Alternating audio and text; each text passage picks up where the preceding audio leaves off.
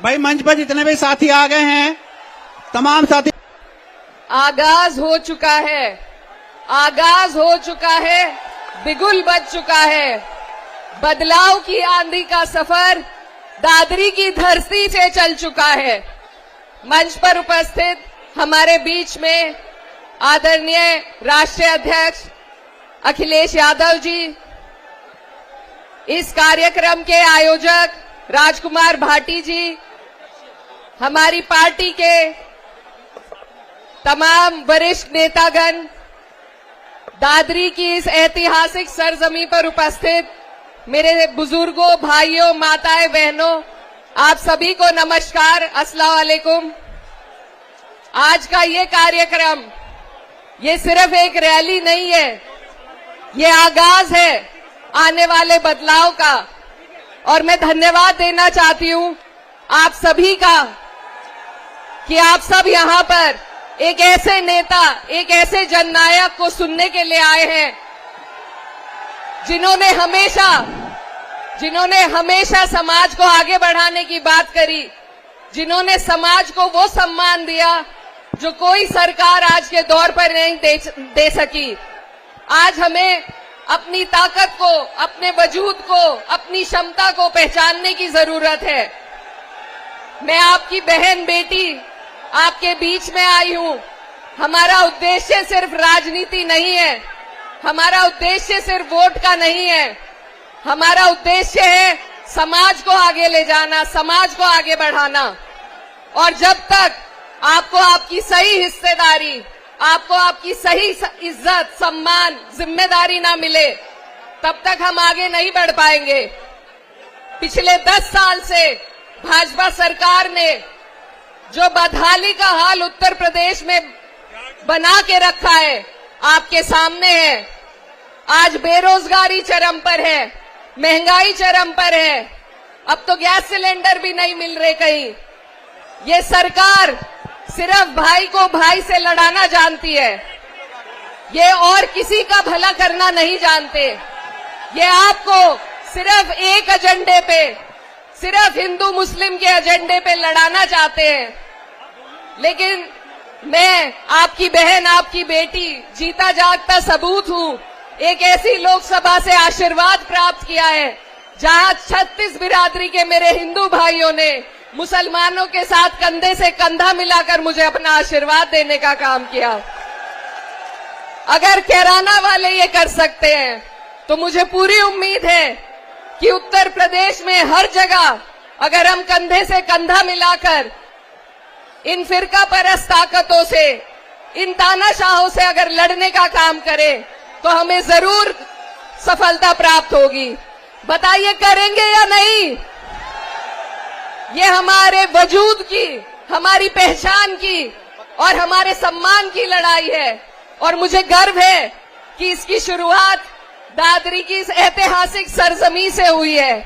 ये वीरों की धरती है, ये उन वीरों की धरती है जो जंगल में भी शेर की तरह रहते हैं। तो मेरे भाइयों, आप सबसे मेरी अपील है कि आप अपनी पहचान को, अपने वजूद को बचाने के लिए आगे आइए। और हमारे राष्ट्रीय अध्यक्ष एक ऐसे नेता जो सभी का सम्मान सर्वोप्रिय रखते हैं, जिन्होंने इस समाज को आगे बढ़ाने का काम किया। मेरी आपसे आग्रह, अपील है कि आप लोग हमारे आने वाले 27 के इस बिगुल में ये जो आपने बजाने का काम किया है, हमारा साथ दे, बढ़ चढ़कर। आज से शुरुआत है। दादरी आज लाल और हरे रंग में रंगी हुई है। मुझे उम्मीद है कि आप लोग पूरे उत्तर प्रदेश को लाल और हरे रंग में रंगने का काम करेंगे। बताइए करेंगे या नहीं? तो मैं आपका ज्यादा वक्त न लेते हुए एक बहन और एक बेटी होने के नाते आपसे हाथ जोड़ के ये अपील करती हूँ कि मेरे समाज के भाइयों बहनों, मेरी माएं, आप सबके ऊपर ये जिम्मेदारी है, इस समाज की जिम्मेदारी, ये पगड़ी आपके ऊपर है। अब आपको इसका सम्मान रखना है और आने वाली 27 में माननीय राष्ट्रीय अध्यक्ष अखिलेश यादव जी को फिर से एक बार मुख्यमंत्री बनाने का काम करना है। बताइए करेंगे या नहीं? मैं अंत में अपनी बात को खत्म करते हुए सिर्फ ये कहना चाहती हूँ, जो तख्त पर बैठे थे जो तख्त पर बैठे थे अब उनका दौर ढलने को है, जो तख्त पर बैठे थे अब उनका दौर ढलने को है। जनता उठ खड़ी है, ये निजाम बदलने को है। बहुत बहुत शुक्रिया, धन्यवाद।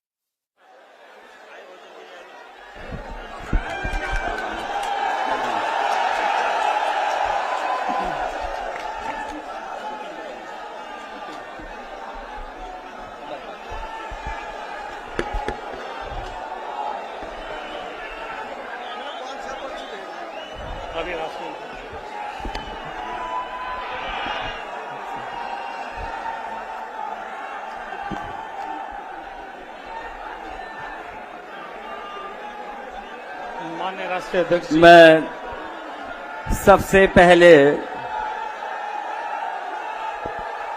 रैली में उपस्थित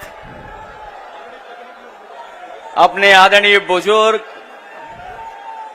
बड़ी संख्या में हमारे नौजवान साथी, माताएं, बहनें, पत्रकार साथियों, मैं आप सबका बहुत बहुत धन्यवाद और आभार प्रकट करना चाहता हूं।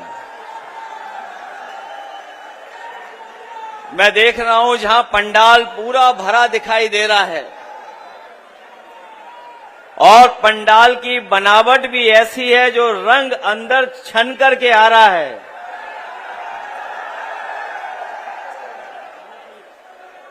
पता नहीं राजकुमार भाटी जी ने कौन सा साइंटिफिक अप्रोच उन्होंने अपनाई है कि जो रोशनी अंदर आ रही है पंडाल के अंदर छन करके वो लाल लाल लाल दिखाई दे रही है। मंच पर बड़ी संख्या में हमारे जिम्मेदार नेता मौजूद हैं। जितने लोग मंच पे हमारे साथ यहां पर हैं, जो हमारे दाईं तरफ मंच दिखाई दे रहा है, बहुत बड़ी संख्या में हमारे जिम्मेदार बुजुर्ग, कार्यकर्ता, नेता और आखिरी तक मैं देख सकता हूं। और इस पंडाल में पीछे तक, और जब मैं पंडाल के अंदर आया हूं, मुझे बड़ी संख्या में समाजवादी कार्यकर्ता, नेता दिखाई दिए हैं। मैं एक एक कार्यकर्ता का, नेता का बहुत बहुत धन्यवाद और आभार प्रकट करना चाहता हूं। आज तो हम रैली में इकट्ठे हो रहे हैं, मिल रहे हैं एक दूसरे से, लेकिन मैं बधाई देना चाहता हूं आप सबको। इस रैली की चर्चा ने न जाने कितने लोगों का होश उड़ा दिए थे, और न केवल होश उड़ाया रैली ने, उन्हें मजबूर कर दिया। और मजबूरी में क्या फैसला लिया उन्होंने कि आपकी हमारी रैली से पहले वो रैली करेंगे। कल भी रैली हुई थी, जो कल रैली हुई थी उसकी तो पोल हमारे बहुत लोगों ने खोल दी है। और ये नया जमाना है कि कोई कैमरे से नहीं बच सकता है। उस रैली में लोग आए नहीं थे,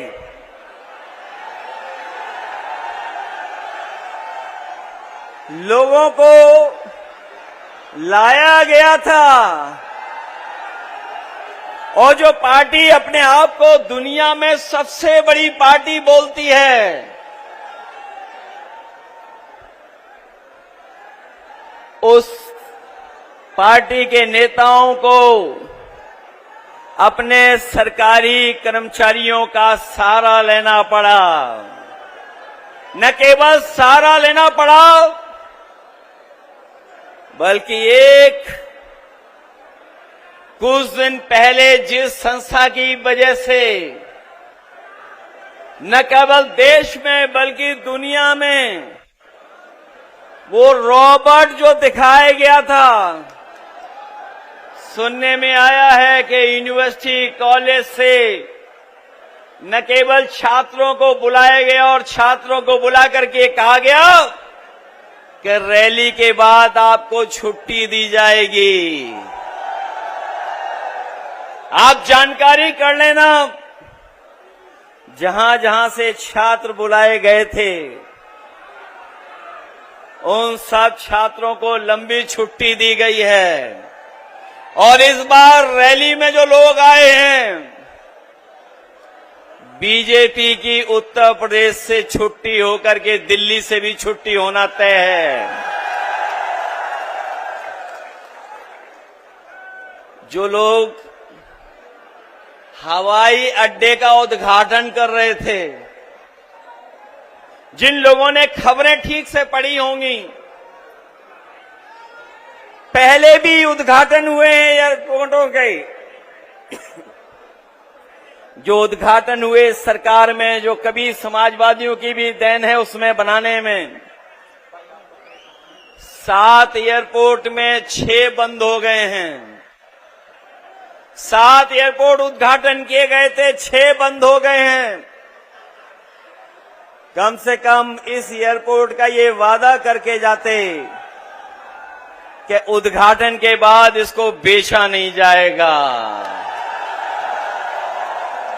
लगता तो ऐसा है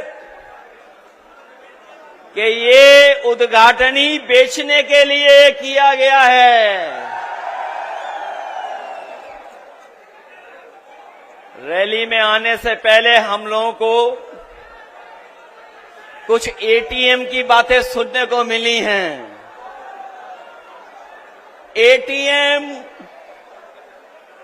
एटीएम की बातें सुनने को मिली हैं। हम लोग तो 10 साल से सरकार में नहीं हैं। कम से कम अपने छोटी वाली एटीएम का हिसाब किताब तो कर लेते कि 10 साल में एटीएम का कितना हिसाब किताब बना होगा।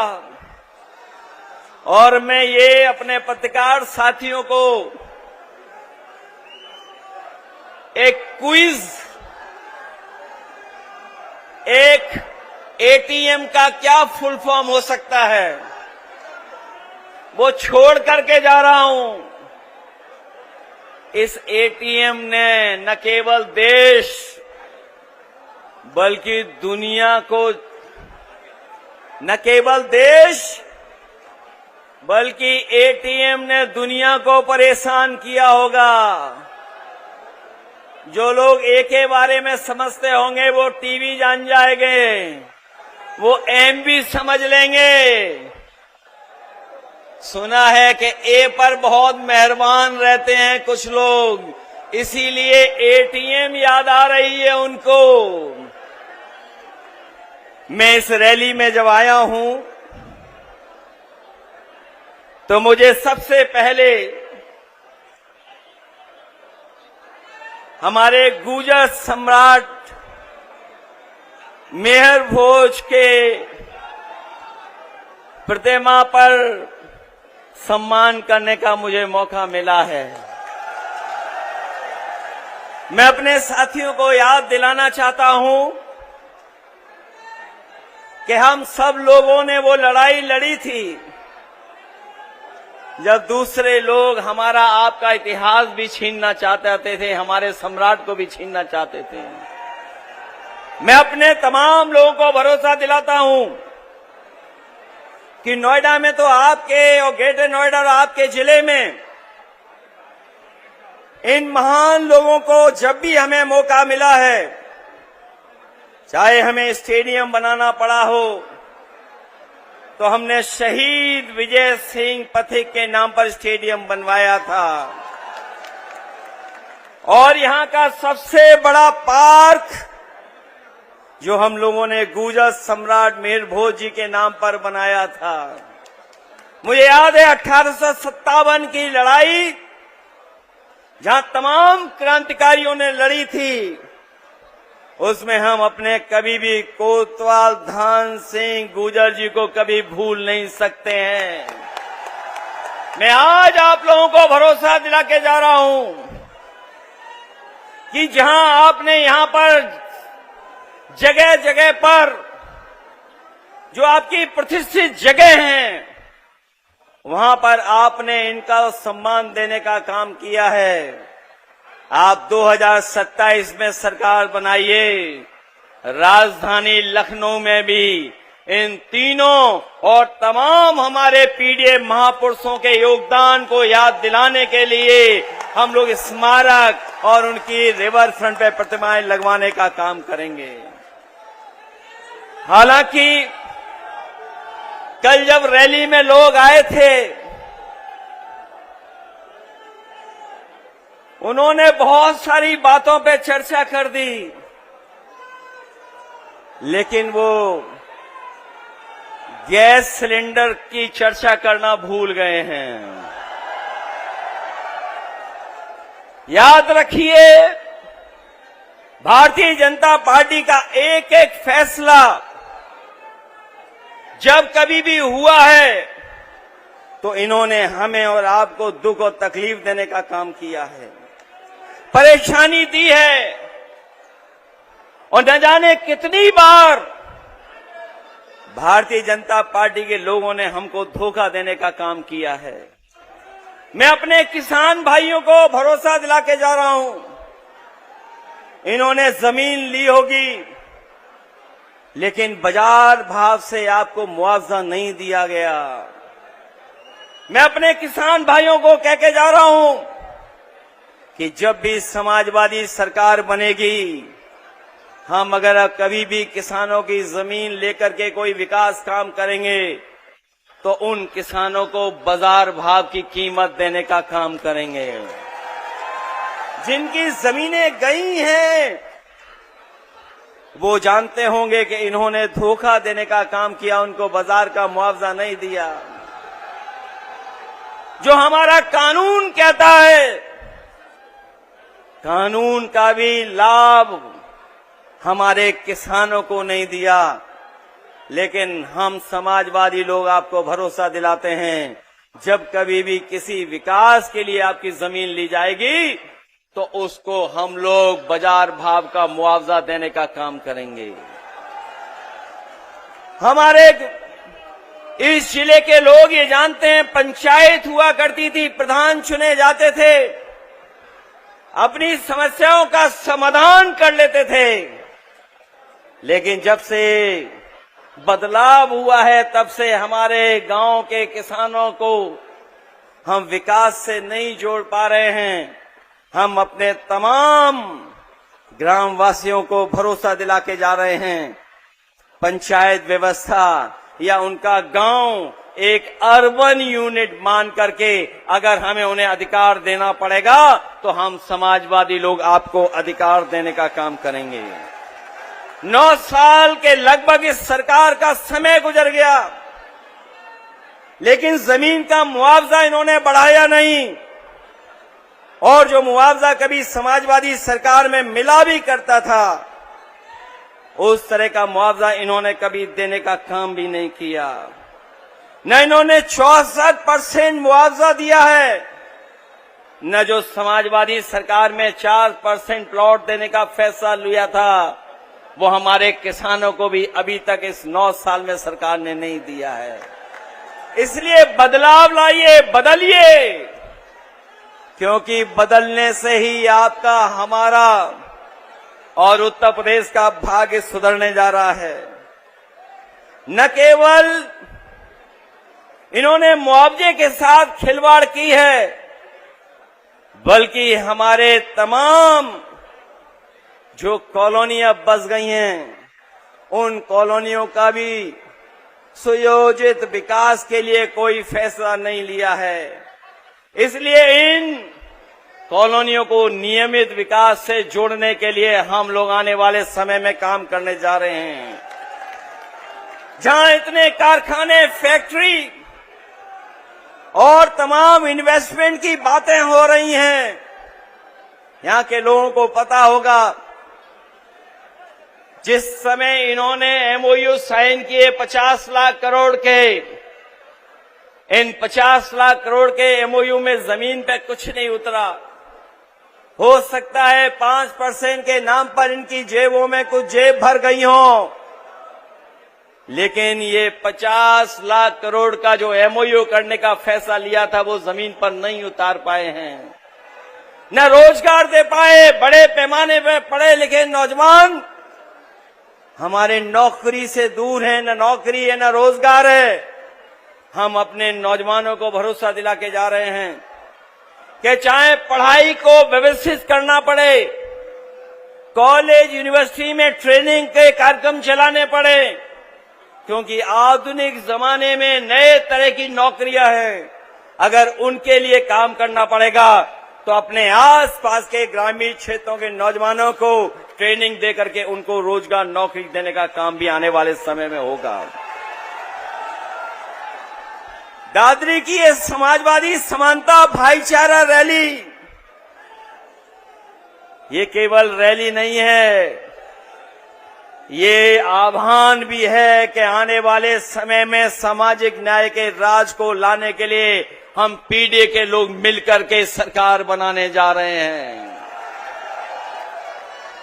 आज ये लोग जो अपना हक, अधिकार, मान सम्मान को फिर से पाने के लिए इकट्ठे हुए हैं, वो लोग एक बहादुर कौम के रूप में सच्चे देशभक्त और स्वतंत्रता सेनानी के इतिहास में दर्ज हैं और हमेशा रहेंगे और भविष्य के इतिहास में सामाजिक न्याय के सेनानी के रूप में भी देखे जाएंगे। क्योंकि ये जो रास्ता हम लोग तय करने जा रहे हैं, ये बाबा साहब भीमराव अंबेडकर जी के संविधान के तहत जो हमें अधिकार है, जो हमें सम्मान मिलना चाहिए, वो अधिकार और सम्मान के रास्ते पर ये पीडीए सरकार सामाजिक न्याय के राज की स्थापना के लिए हम लोग आगे बढ़ने का काम करेंगे। एक बात तो हम लोग जानते हैं, यहाँ के लोगों ने और यहाँ के लोगों के पूर्वजों ने कभी किसी से समझौता नहीं किया। अगर कभी अपने मान सम्मान की बात आई होगी तो अपना सब कुछ लुटा दिया होगा, त्याग कर दिया होगा, लेकिन अपने मान सम्मान से समझौता उन्होंने कभी नहीं होने दिया। चाहे हमारा इतिहास उठा करके देख लें, एक लंबा इतिहास है, संघर्ष का एक लंबा इतिहास है, देश को एकजुट बनाने का।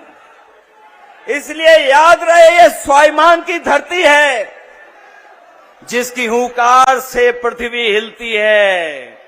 जो लोग कल कुछ बोल के गए हैं वो जानते हैं, इस धरती की हुंकार से इनकी सत्ता बचने वाली नहीं है। लोग कहते हैं कि नोएडा में हम लोग नहीं आते हैं, लोग कहते हैं कि अंधविश्वास था इस बात को लेकर के, लेकिन हम उनको बता देना चाहते हैं कि दोनों लोग मिलकर के भी अपने कार्यकर्ताओं के घर पर इतनी चाय नहीं पी होगी जितना हमने अकेले अपने कार्यकर्ताओं के घर पर जाकर के चाय पी करके उनको सम्मान देने का काम किया है। और इस नोएडा के विकास के लिए समाजवादियों का योगदान कोई भूल नहीं सकता है। वो लोग वो भी भूल गए कि जिस मेट्रो में बैठ करके उन्होंने उद्घाटन किया था, दिल्ली से नोएडा जोड़ने वाली मेट्रो, अगर किसी ने बनाई थी दिल्ली से जोड़ने वाली मेट्रो नोएडा से, तो वो समाजवादी सरकार थी। न केवल नोएडा दिल्ली जोड़ा था, बल्कि ग्रेटर नोएडा को भी जोड़ने का काम हम समाजवादियों ने करने का काम किया था। विकास के तमाम फैसले हमारी सरकार में हुए हैं।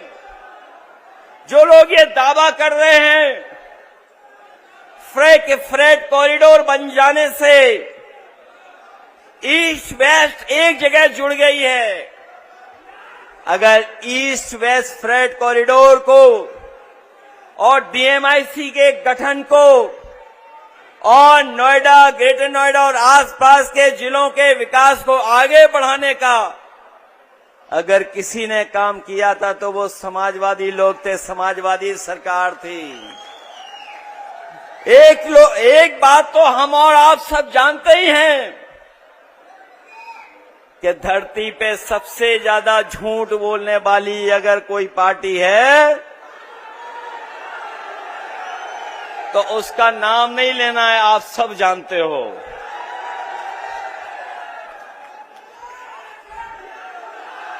ये पीडीए केवल सामाजिक और मानसिक परिवर्तन लाने का हमारा बहुत बड़ा सकारात्मक आंदोलन है, जिसकी शुरुआत हम लोग आपसे करने जा रहे हैं, आपसे होगी।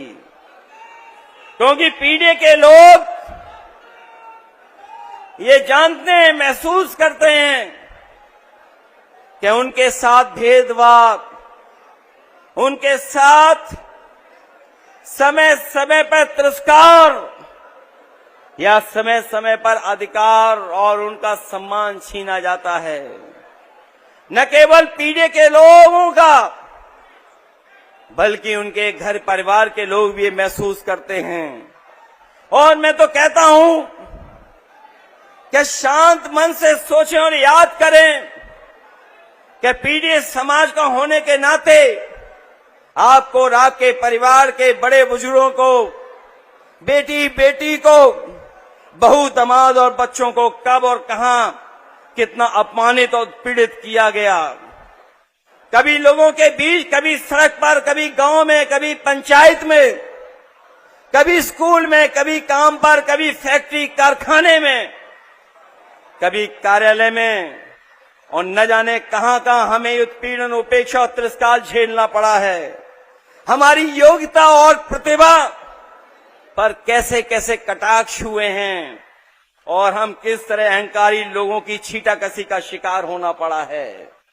ये अहंकारी लोग पीडीए के लोगों को समय समय पर अपमानित करते हैं। अब सिर्फ न्याय के राज की थोती बात से काम नहीं चलने वाला, हमें सामाजिक न्याय का राज लाना होगा।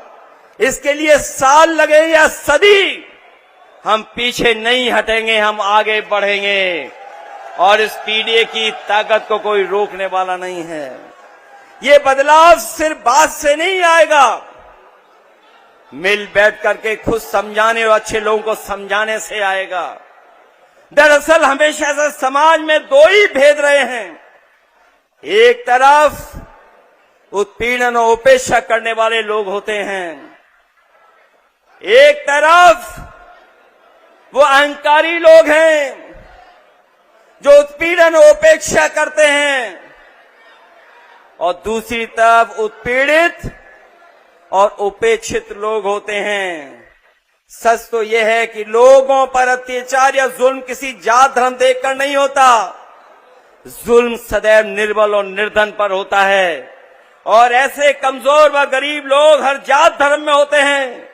इसलिए हमने पीड़ित, दुखी, अपमानित लोगों को एक साथ लाने के लिए पीडीए की शुरुआत की है, और पीडीए के लोगों ने मिलकर के अभी कुछ दिन पहले ही भारतीय जनता पार्टी का मुकाबला कर करके उन्हें पीछे धकेलने का काम किया है।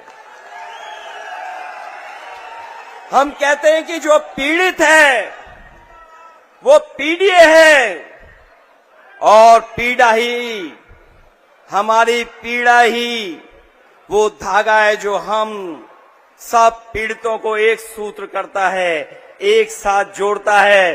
पीडीए एक प्रोग्रेसिव है, पॉजिटिव और आगे बढ़ने का सामाजिक आंदोलन भी है। जिसने अपमान के, अत्याचार की, अन्याय की, उत्पीड़न की, उपेक्षा की, भेदभाव की पीड़ा नहीं झेली है, वो कभी भी हमारे दुख को नहीं समझ सकते हैं। वो हमदर्दी तो दिखा सकते हैं, लेकिन वो लोग हमारा वो दर्द महसूस कर सकते हैं जो हमारे घर को गंगा जल से धुलवाने पर हमको हुआ था, या मंदिर जाने पर, मंदिर धुलवाने पर हमने महसूस किया था।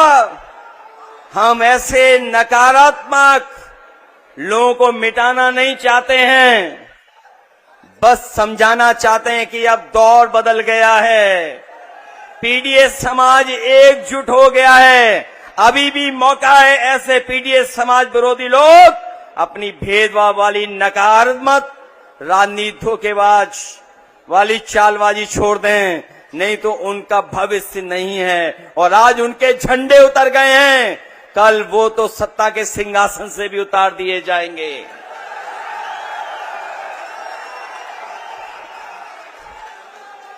मैं कहना चाहता हूं कि पीडीए की मुहिम सिर्फ एक दो चुनाव की नहीं है, सदियों से जो उत्पीड़न हो रहा है उससे लड़ने की है, अपने भविष्य को चुनने की है, युग को बदलने की है।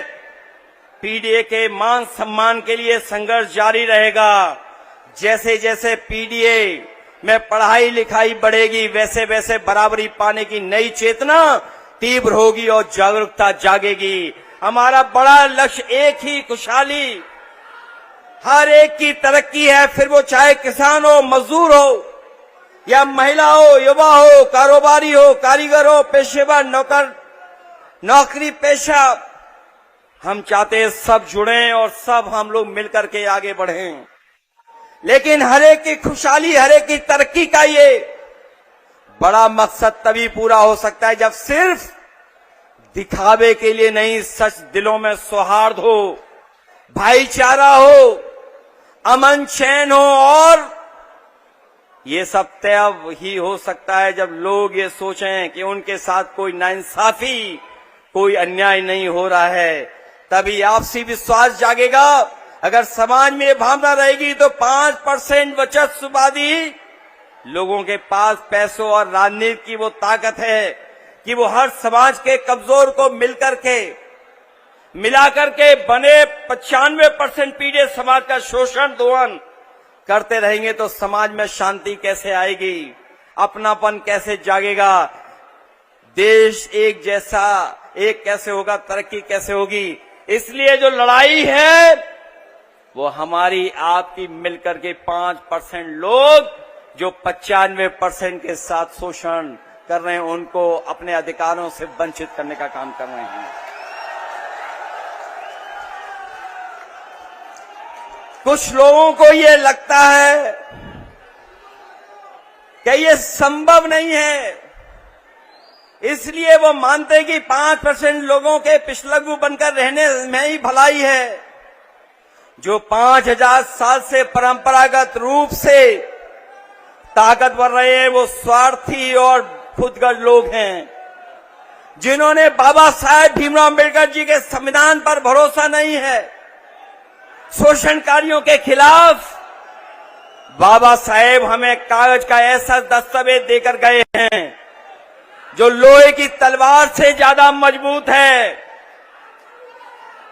शायद इसलिए नेताजी ने जब अपनी पार्टी का नाम रखा था तो संविधान के प्रियम्बल में लिखे एक संवैधानिक मूल्य समाजवादी को ही चुना और हमेशा समाज की बराबरी, उन्नति के लिए काम किया, जो आज भी हमारी प्रेरणा है।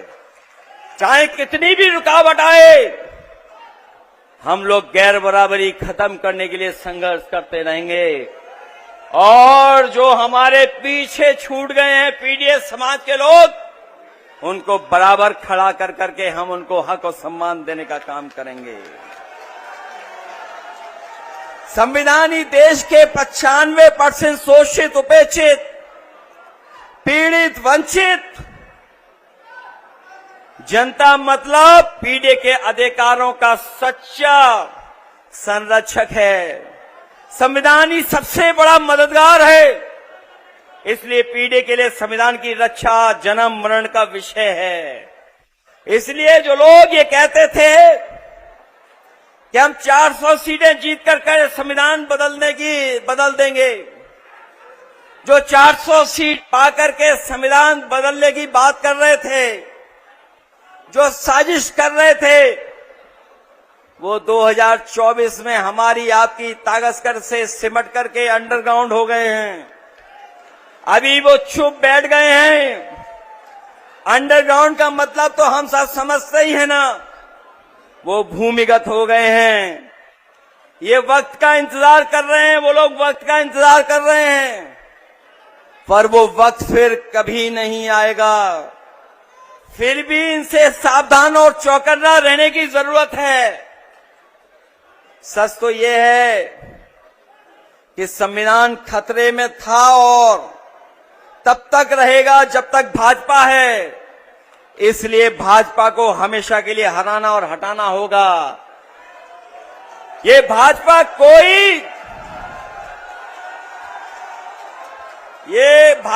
कोई दल नहीं है।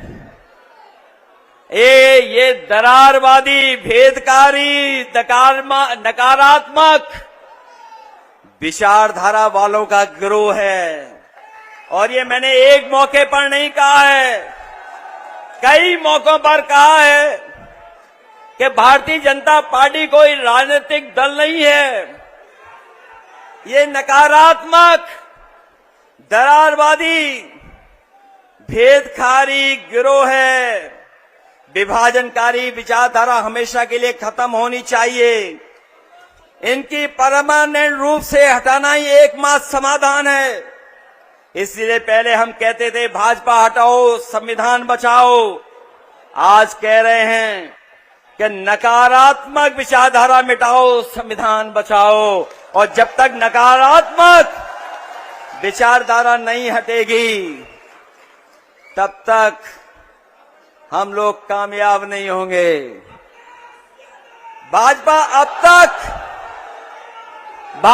अब तक बेईमानी से सरकार बनाती रही है। आपने देखा है बाई इलेक्शन में कि किस तरीके से इन्होंने बेईमानी कर करके हम लोगों को हराने का काम किया है। लेकिन हम जानते हैं इस बार जब पूरे प्रदेश का चुनाव होगा तो ये भारतीय जनता पार्टी की 420 403 विधानसभा में चलने वाली है। क्योंकि जो लोग अधिकारी जिनके माध्यम से ये शोषण और हमें और आपका चुनाव लूटते थे, वो भी आज निराश हो गए हैं।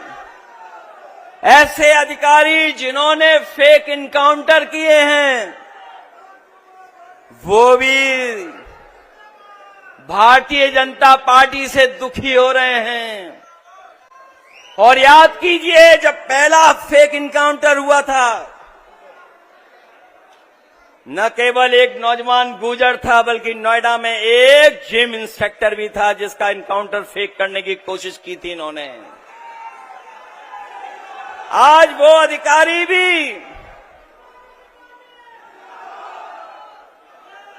अधिकारी भी दुखी हैं, क्योंकि वो जानते हैं जब कभी भी उन्हें अदालत में जाना पड़ेगा और जब अदालत इन कर्मचारी अधिकारियों को सजा सुनाती है, ये लोग अकेले अंधेरी कोठरी में सजा पाते हैं और अपनी सजा को भुगतते हैं और बाहर उनका परिवार समाज का अपमान और जीवन की परेशानी झेलता है। इसलिए बहुत सारे अधिकारी भी अब सावधान हो गए हैं। भारतीय जनता पार्टी के सारे पे वो काम करने नहीं जा रहे हैं। अभी हाल ही में जो एसआईआर हुआ वो एसआईआर नहीं था, वो मुखौटे के साथ एनआरसी था।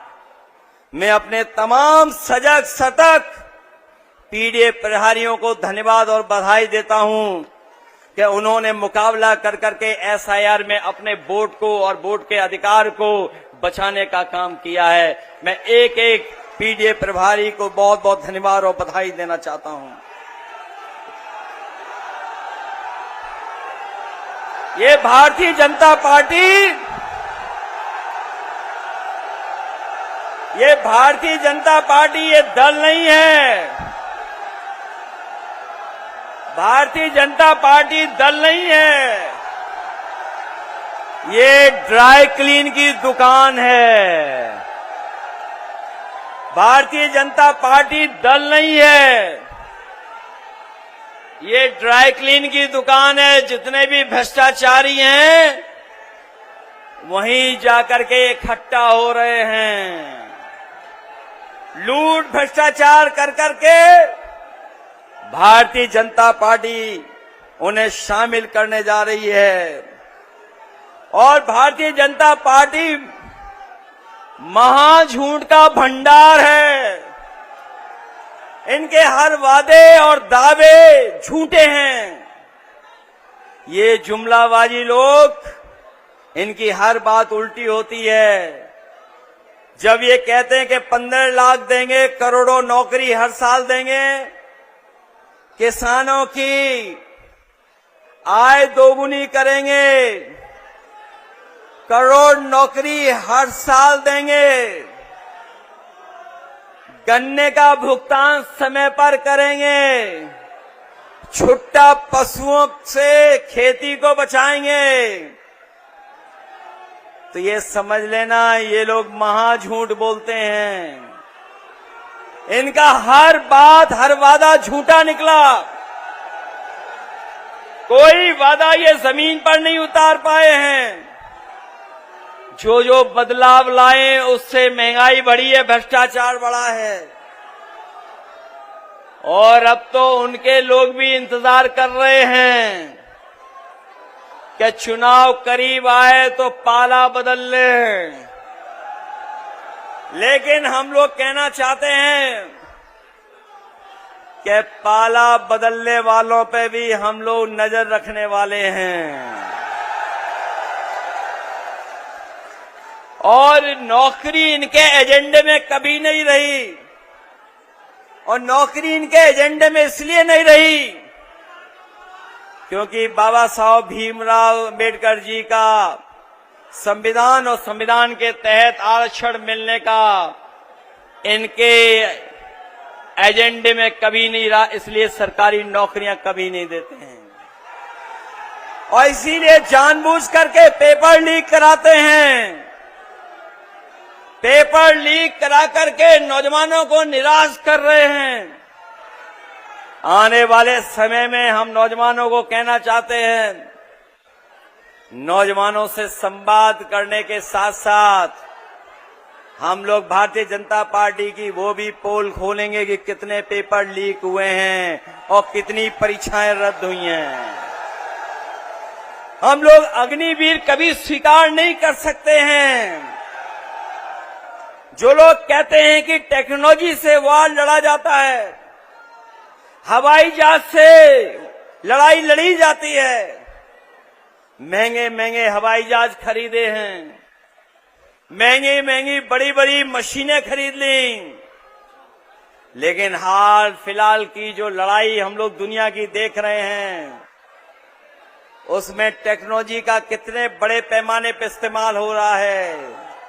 और याद रखना, टेक्नोलॉजी से कितनी भी लड़ाई लड़ी जाए, लेकिन जमीन का कब्जा तभी होता है जब फौज आगे बढ़कर के जमीन को कब्जा करने का काम करती है। इसलिए जो अग्निवीर की व्यवस्था लाए हैं, जब भी समाजवादियों को मौका मिलेगा वो हम लोग उस व्यवस्था को हमेशा हमेशा के लिए खत्म कर देंगे। जो विकास की गति हम लोगों ने बढ़ाई थी, आगरा लखनऊ एक्सप्रेसवे और नोएडा से जोड़ने वाला एक्सप्रेस, हमारे नौजवान जानते होंगे, यहीं के नौजवान जब साइकिल चला करके आगे बढ़े थे,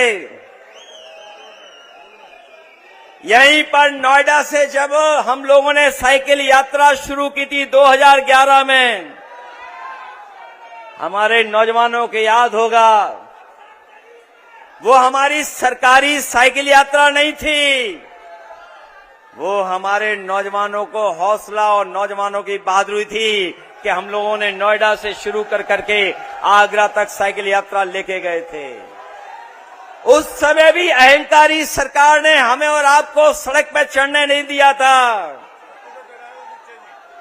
सड़क पर चढ़ने नहीं दिया था। तभी हम लोगों ने ऐलान किया था कि आज आप चढ़ने नहीं दे रहे हो, कल समाजवादी सरकार बनेगी, हम लोग इसका उद्घाटन करने का काम करेंगे।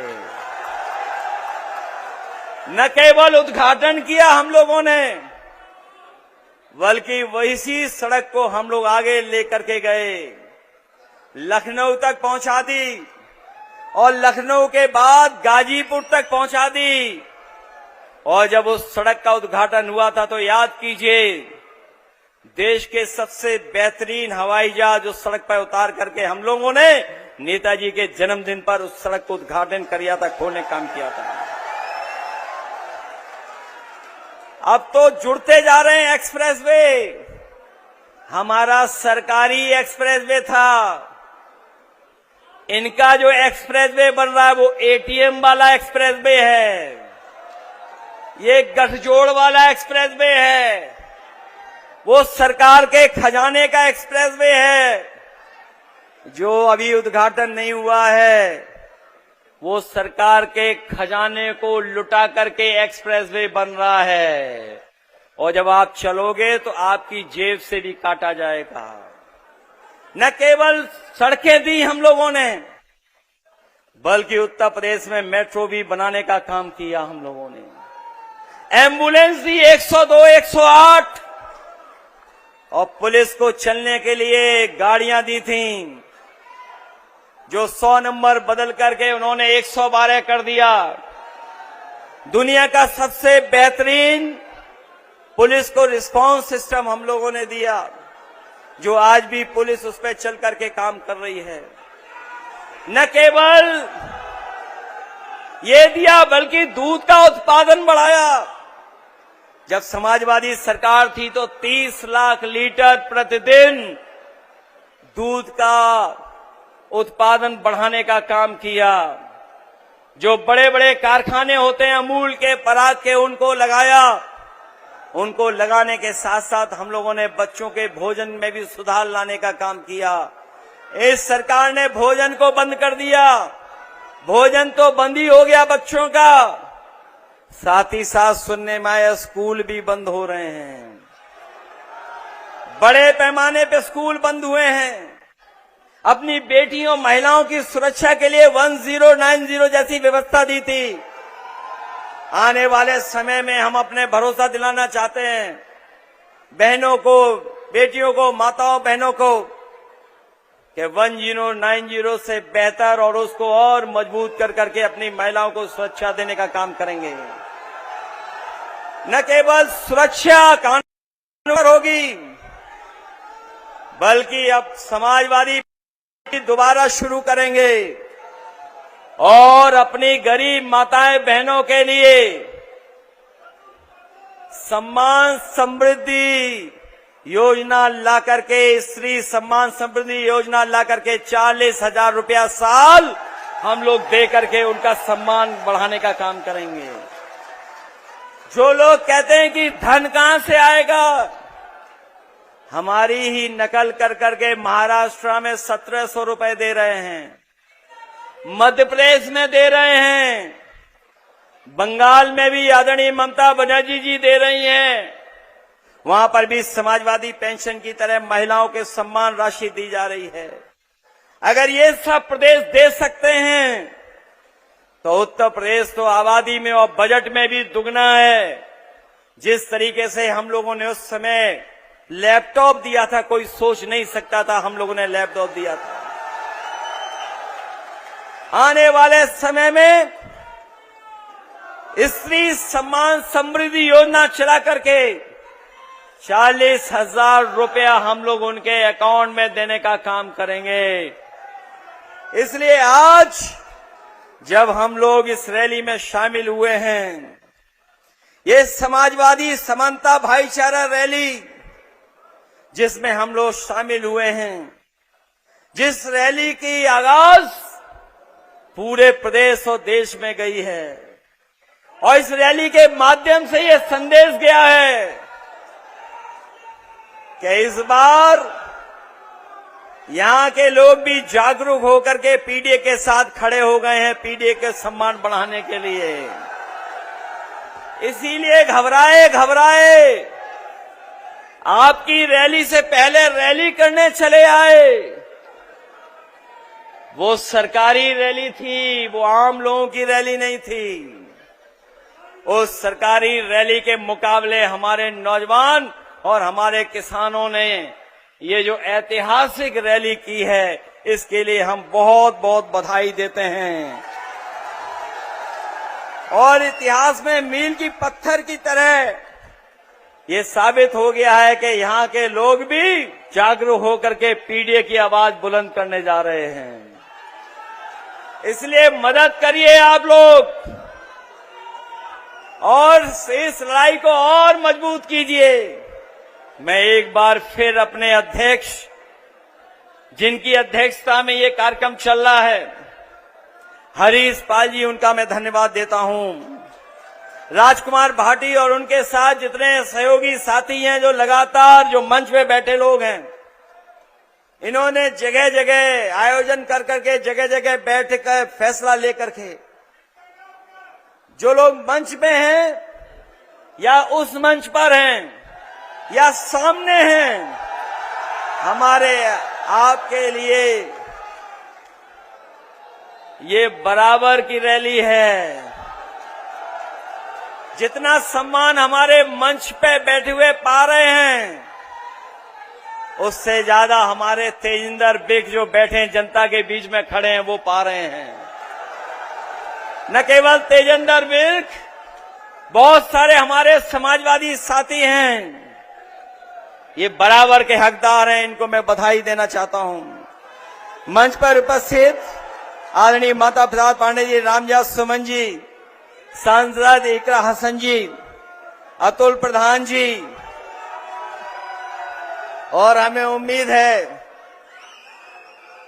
कि अतुल प्रधान जी केवल अपनी विधानसभा की रणनीति नहीं, बल्कि समाजवादी पार्टी को भी जगह जगह मदद करने का काम करेंगे। जगबीर गुजर जी हमारे सांसद, उनको जिताने के लिए मैं जनता का बहुत बहुत धन्यवाद देना चाहता हूं कि मुजफ्फरनगर से जनता ने ऐतिहासिक फैसला लेकर के हरिंदर मलिक जी को जिता करके उन्हें लोकसभा में भेजा है। विजयन चौधरी जी ये भी जीत गए होते अगर इनके वोटों की बेईमानी न होती। ये हमारे हारे हुए जरूर हैं, लेकिन असली सर्टिफिकेट के हकदार यही थे। जावेद आदमी जी से लेकर के प्रदीप भाटी जी, जितेंद्र यादव जी, भारत सिंह गुर्जर जी, नवीन भाटी जी, फकीर चंद गुर्जर नागर जी, अरविंद गिरीश, सुधीर भाटी जी, आश्रय गुप्ता जी, साहिद मंजूर साहब, और आजकल जो हमारे साथ आए हैं, मैं उनका एक बार फिर स्वागत करता हूं कि बहुजन समाज पार्टी में रहे बड़े नेता, कांग्रेस के बड़े नेता नसरुद्दीन सिद्दीकी साहब का भी मैं धन्यवाद देता हूं।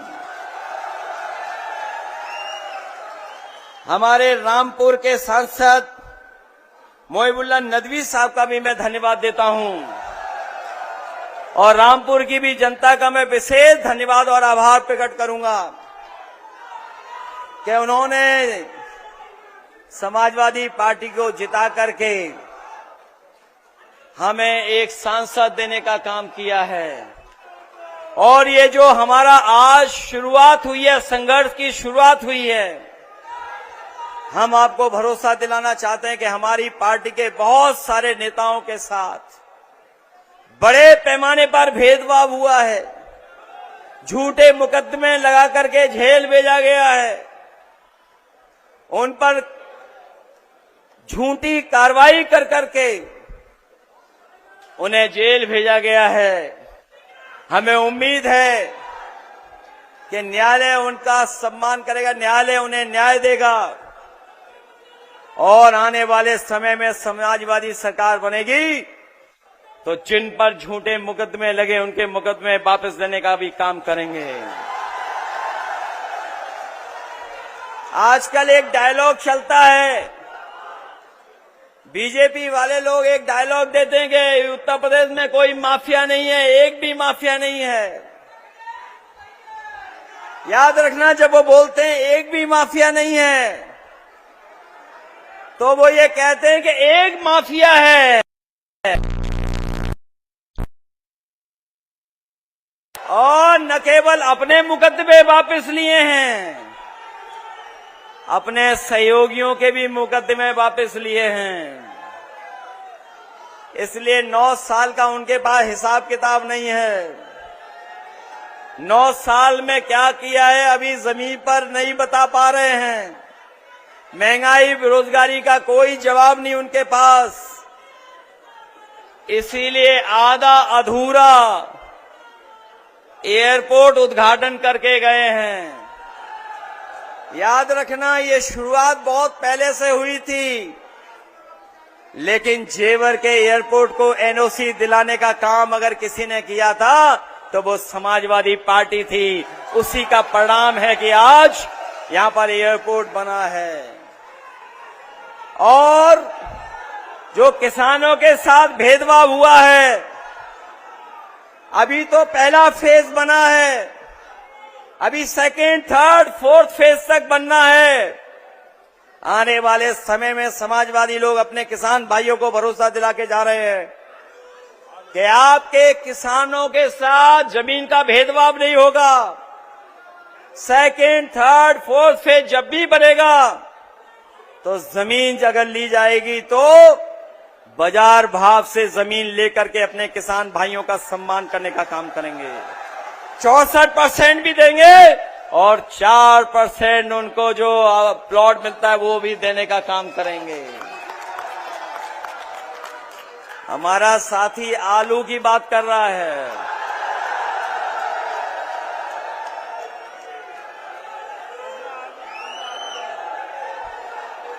इन्होंने तो वादा किया था कि गन्ने की भुगतान हम 15 दिन में कर देंगे। बताओ किसान भाइयों, कितना भुगतान हो पा रहा है 15 दिन में?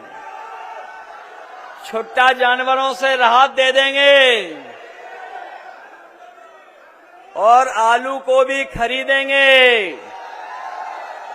ये समय समय पर वो कानून लाते, काले कानून, जिससे जमीन छीनी जाए, किसानों की जमीन कब्जा कर लें।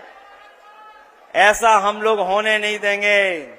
समाजवादी सरकार बनाओ, हम लोग किसानों का सम्मान कर करके उनको लाभ देने का काम करेंगे। इन्हीं शब्दों के साथ हम सब आपको धन्यवाद देते हैं और उम्मीद करते हैं कि इस पीडीए की लड़ाई और आगे बढ़ा करके हम सब लोग मिलकर के न केवल मान सम्मान बल्कि राजनीति में भी स्थान देने का काम हम लोग करेंगे।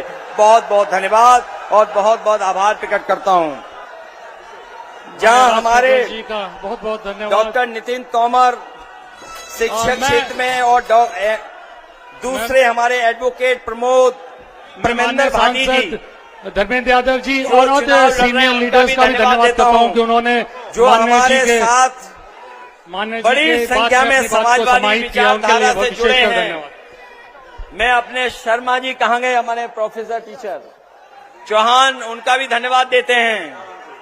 जो हमारे बड़ी संख्या में समाजवादी पार्टी में शामिल हुए, हम एक एक कार्यकर्ता और नेता का धन्यवाद देते हैं। और उम्मीद करते हैं ये जो लड़ाई हमारी है, पीडीए के सम्मान को पाने की जो हमारे आगे बढ़ने का जो संघर्ष है, उसको आप हम सब लोग मिलकर के आगे बढ़ाने का काम करेंगे। आप सबका बहुत बहुत धन्यवाद और आभार प्रकट करता हूं।